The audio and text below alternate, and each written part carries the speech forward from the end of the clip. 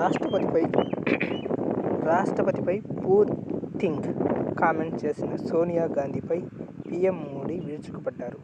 గిరిజన బిడ్డలను royal family అవమానించిందన్నారు. ఆ ఫ్యామిలీలో ఒక్కరు ఆ మోదీ బోరింగ్ స్పీచ్ అన్నారు. మరొకరు రాష్ట్రపతి పూర్ థింగ్స్ అని అవమానించారు.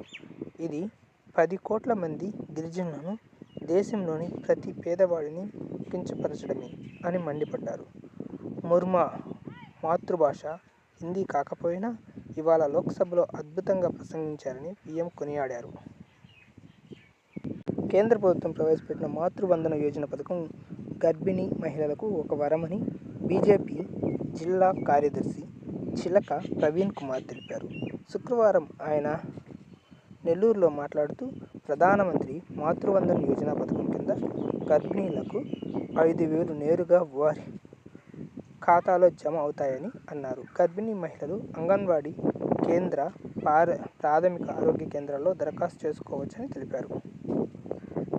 వారానికి 55 నుంచి 60 పని గంటలు దాటితే ఉద్యోగులకు ఆరోగ్య సమస్యలు వచ్చే ఆస్కారం ఉందని పార్లమెంటుకు అందిన ఆర్థిక సర్వే చెబుతుంది.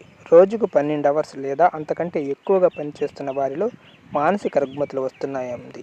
ఇలా పనిచేసే వారిలో మానసిక స్థితి సాధారణ సమయం పనిచేసే వారికన్నా 100 పాయింట్లు తక్కువ ఉన్నట్లు సఫియన్ ల్యాబ్ సంస్థ సర్వేను ఉదాహరించింది. అల్లూరు జిల్లా అరకులో చలి ఉత్సవాలు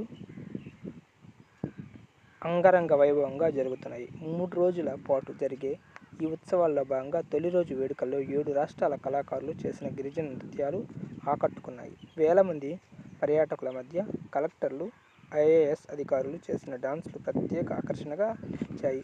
పలు సినిమా పాటలకు స్థానికులు, విద్యార్థులు ఉత్సాహంగా స్టెప్పులు. మహాకుంభమేళా వేదికగా సాధ్విగా మారిన హీరోయిన్ మమతా కులకర్ణికి ఎదురు దెబ్బ తగిలింది. కన్నీర అఖండ నుంచి ఆమెను తొలగిస్తూ ఫౌండర్ రిషి అజయ్ దాస్ ప్రకటన జారీ చేశారు. మమతాను సాధ్విగా ప్రకటించిన లక్ష్మీనారాయణ త్రిపాఠిని కూడా తప్పిస్తున్నట్లు తెలిపారు. రాజద్రోహం ఆరోపణలు ఎదుర్కొంటూ గ్లామర్ ప్రపంచానికి చెందిన వ్యక్తికి ఏకంగా మహామండలేశ్వర్ స్థానాన్ని కట్టబెట్టడం సనాతన ధర్మానికి విరుద్ధమని ఆయన మండిపడ్డారు. జూనియర్ రీసెర్చ్ ఫెలోషిప్ యూనివర్సిటీలో అసిస్టెంట్ ప్రొఫెసర్ పోస్టుల భర్తీకి అర్హత కోసం నిర్వహించే యూజీసీ నెట్ పరీక్ష ప్రిలిమినరీ కీ విడుదలైంది. జనవరిలో ఈ పరీక్ష నిర్వహించారు.